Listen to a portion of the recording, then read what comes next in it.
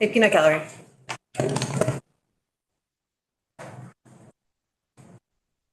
Welcome back. We've heard two fee reports from two different agencies. We're going to close out our day with Ted Barnett giving us some context for those fee reports. It's always good to get context after the fact rather than advance, I think. Ted, come on up. Sure.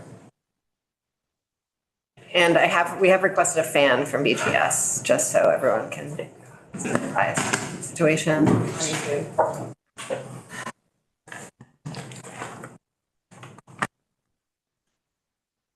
So for the record, Ted Barnett, Joint Fiscal Office. Yes, I'm here to talk a little bit about the context process, some interesting things that I noticed while going through fee submissions from ANR and AHS. To start, I will share my screen. Oops. Great, thanks.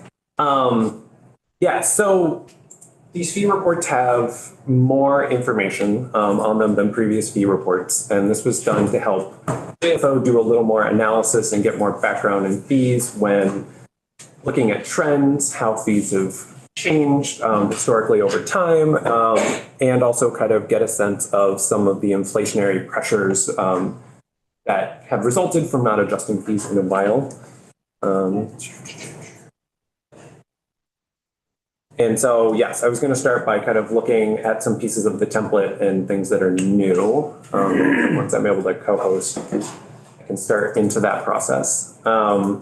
And before, two things I want to say, first of all, is really want to thank the agencies for their work putting together these fee reports. They were comprehensive and very thorough, and we had good back and forths about the right way to present information in line with kind of statutory language.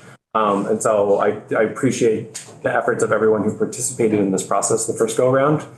The second piece I wanted to say is talk a little bit about, kind of share or recognize some of the concerns about being able to see fee revenues and then expenses and kind of draw those connections in certain places. And that is a place, particularly when I first started working on fees, that I also really kind of tried to dive into this concept. And Dan, as he was introducing me to the fee world, talked about the challenges in doing so. And in some cases, right, it's a clear linear one-to-one, and you might have a regulatory function. Fees pay and go into a fund, and they pay for 2 FTEs to provide the regulation, and there you are. But there are other places where the connections are harder to draw. When you start zooming out to the Medicaid level, for example, there are many different sources that go into a particular fund, and so a fee revenue might be a really small piece, but a lot of the kind of action and effort within that agency is within.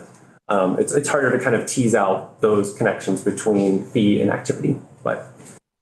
Those are my two kind of introductory thoughts. Sorsha, I'm not. Oh, here we are. I can now share my screen. And so some of the main pieces in fee reports that are new, if you go across, is first of all, there's a much longer run up in historical kind of fee receipts for each individual fee. So in this case, in the fee reports, we're starting in fiscal year 2019. And that gives us much more background in how these fees have moved over time. We also added instances of fee payments. And so this gives us the ability to see the raw number of individual transactions that have fees. And that's also just helpful for when we're looking and doing analysis. Those parts were helpful. And so we have instances of fee payments both in fiscal year 22 and 23 to make sure it wasn't just 1 year of anomalous data. We asked for 2 years of projection, so both fiscal year 24 and 25. Again, this can help us show if, again, you projection for fiscal year 24 might not show you the full picture. Also, projections for 1 year are just super challenging when you have biennial fees. And so there's a huge lump of data in 1 year, and when folks renew, and in another year when they're not renewing, you don't have that same, you aren't able to see both years of a biennial fee. I also wanted to comment on the different price indices that we chose to be a part of this report. So the first one is the personal consumption expenditures price index. And so that's the headline metric that the Federal Reserve uses to understand inflation in the broader economy. This is the analog for the price changes faced by everyday consumers using everyday goods. We also wanted to look at the cost of providing those services. So this second piece is the National Income Product Accounts chain-weighted price deflator for state and local government consumption. And so this is looking at how much the cost of providing a specific service for government has changed over time. So we have both of those metrics to look at in our fee reports. And historically, the PCE price index. Are both of those indexes included in that presentation we had on indexes last session? From Joyce, I know PCE is for sure. I'm pretty sure she mentioned the other one, but Okay. I don't want to, I have a good sense, but I don't want to say for certain. Okay. Yep. This doesn't actually show whether the fee was collected every time. I mean, you have a fee, but if it's not being paid by people who are supposed to be paying it, is there any reflection of that in this, in the report? We're just seeing instances and receipts. There's no Instances is actual payments of the fee, not how many should be paid. Yes. Yeah, that was not this All right. part of the scope of this report. Yeah, Representative. You were saying instances or indices? Instances. Before I heard you say indices, so you were saying Like that was instances? for the price index thing. Those were indices. Yeah, that's what I thought. So what, I'm talking about a number of times it was paid. okay, Instances. all right, okay, Yes. all right. Thank you. That's what I heard that part too, but- There are three people talking at once. Never mind. Yes. So, Madam Chair, I would just like to add a comment that I think that is an excellent point. Because I honestly try not to draw on the old days too often, but I remember from the old days, History is helpful. Yeah. there were many times when we discovered that a fee existed, but that no one was paying it. No one. So there was a whole bunch of revenue that was due to the state. Well, a whole bunch of revenue. It might have been $200,000 or $300,000. Some revenue due to the state that we never collected and no one ever felt obligated to report or to pay. So he's right, the instances of fee being paid are important compared to who's eligible. Yes, it's really important context. I agree. And I'm glad that it's a part of the fee report this year and it was not a part of previous fee reports. Yes, totally agreed. So yes, and in both, the other benefit of having these two different price indices in the fee report is that they're moving at different rates. And so over time, the PCE index has been increasing more slowly than the, I'm going to say the NEPA state and local government index. And so that provides a bit of a range to compare inflationary pressures facing fees. The other piece that is really quite helpful in these fee reports are at the end, we received relevant considerations for setting the fee amount and also methodology used in reporting fee information. And so these are places to raise the antenna and say there are extra considerations, whether it's federal rule, whether this is a great example in the supervision fee line for the Department of Corrections, that there are a number of issues that, may come up if you were to increase the fee, reflecting ability to pay. And yeah, so knowing these pieces when evaluating and going through the fee report was super helpful for me because I'm relatively new to the fee world and the various parts of state government. Yeah, it sounds like you've learned a lot. Learned quite a bit. There is Yes, there are really some interesting fees in there. There's one I will mention in A&R. It's fun. Sometimes you find fees that are just like fun that we're even charging for them.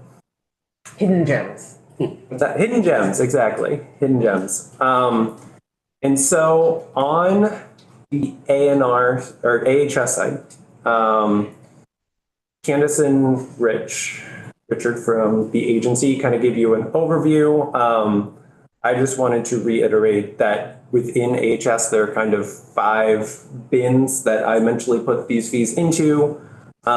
Starting first with, there's kind of a miscellaneous Department of Corrections, Dale, like health access, fees in these within these departments. I will know quite a few of them.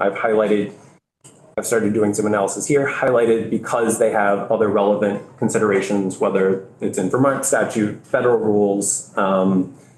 One example is so the fee for care facility fines is set by the Federal Health and Human Services Office of Inspector General, right? So these are things that are they have extra considerations to be aware of. There's a fee for employee assistance programs, and the current fee reflected in the fee report is an average of 300 participating employer contracts. And so, this is another one where it's not a linear, this is a fee. And, if you adjust this fee in some way, it kind of spits out the clear number.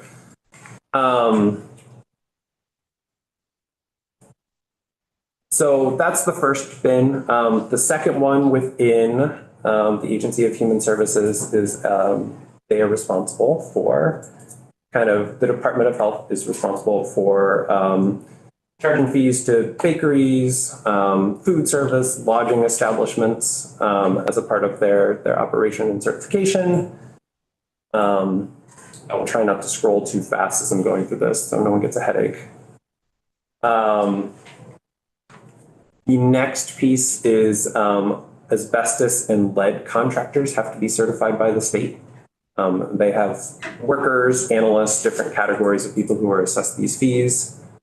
The next piece is there are some medical professional licensing fees. And so about 25 years ago, what I understand is that these move to the Department of Health. And so the rough breakdown is homeopathic practitioners stay with the Secretary of State. And these are allopathic practitioners. I don't think the term's homeopathic. I think that means Naturopathic, sorry. Anyway, keep on. Okay, yes. I apologize on the terminology. Yes. And so these reflect these are run by the Board of Medical Practice. That is biennial license application renewal fees. And then finally, the final bin I put these in are kind of laboratory fees. And so this is drinking water, laboratory. There are fees for radioactive materials. And so that's kind of the last piece. Overall, looking at the total amount of money when we subbed out these columns, it ranges from almost $9.7 million in fiscal year 2020 to a high watermark of just over 12 million in fiscal year 23. And so projected receipts are expected to be slightly lower going forward. And so broad level look at AHS fees. I took a very preliminary look at what these fees, how much they would have increased, or the additional revenue generated by if these fees were to increase along with inflation. And that's in the next tab here. So looking at additional revenue generated if fees increased in line with the PCE price index, it's about $3.5 million. That's a 29.6% increase. For the NEPA state and local government index, it's $5.1 million. That would be new revenue if by some wild chance every single fee here was adjusted for inflation? Correct. And there are, as I mentioned earlier, some exceptions. One of these is a premium collection fee through Farm that would require a specific waiver from the federal government to adjust. And so I took that out of the analysis, and that decreases revenue to almost $2.9 million under the PCE price index, and $4.2 million for the NEPA state and local government index.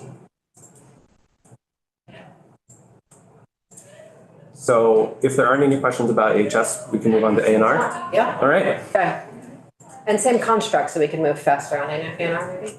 Sure. Of course. Yeah, so I won't go through kind of the high level template side of things. Within A&R, the broad headings are the first subject, and of course I'm at the end, is section 248A. We don't see what you see. Excuse me? We don't see what you see. Oh, that's very bizarre. Okay. But while you're pulling things up on the computer, I'll just Yep. let the committee know that Nolan, oh, There he is. whoa. Oh, wow, that was very impressive. Yeah. Like Well, a genie wrote the show. While you're figuring out technology, I'll just let the committee know that Nolan sent me a message. I don't actually remember what form of communication it came on, that H72, there are 2 amendments that have passed at the Human Services Committee, but neither of them has revenue impacts. Correct. Thank you. Thanks for walking in. On the desk, I go back and log off. Okay. So we're now looking at the same thing. Yeah, so there's a group of fees within the A&R Secretary's Office for citing Section 248A applications for telecom towers, electric and natural gas facilities. Again, this is another fee that has, they're capped at $15,000. So an increase in fee revenue would play against that, or an increase in fee amount may play against that cap. The next one is hunting and fishing licenses, the whole list of fees for different types and segments of licenses. The next group, and you got this from Secretary Moore, parks fees are set through rule. They were last adjusted in 2022. DEC has a whole collection of pollution control, drinking water, and stormwater, wastewater management, permits for wetlands. Yes, and so that's through DEC. I will note a lot of these fees were last adjusted in 2016, and the inflationary kind of metrics between since then, where prices have increased 21.7% according to PCE, 31.6% according to the NEPA state and local government index. And again, did a similar analysis to look at the additional revenue that could be generated if all fees were magically to kind of move along the same lever. According to inflation, these preliminary numbers show that on the A&R side, there is kind of a larger, and I'll rewind a bit to show that A&R fees, there's just more overall revenue there. Sorry, I'm gonna have to go really quickly, I hope. This doesn't spin anyone out, but yes, exactly. So about $31.6 million in fiscal year 22, increased to $42 million in fiscal year 23. So that's kind of the base. And then there's an additional $6 million, $6.3 million that could be generated through the PCE price index if it was inflationary increases were kind of mapped to that index. That's a 15.6% increase. The NEPA price index would be an increase of $9.4 million, and that's 23.3%. Again, Secretary Moore talked about kind of the elasticity around hunting and fishing licenses. So the figure I just presented excluded parks fees because they were just adjusted recently and they're done by the commissioner through rule. Since there is kind of these elasticity concerns around hunting and fishing licenses, I also took another look for curiosity what the additional revenue would be if these fees were exempted from increases. And so under PCE, this is $4.2 million, almost 13%, and $6.3 million through the state and local government service price index share. Person not voting. No, sadly. Okay.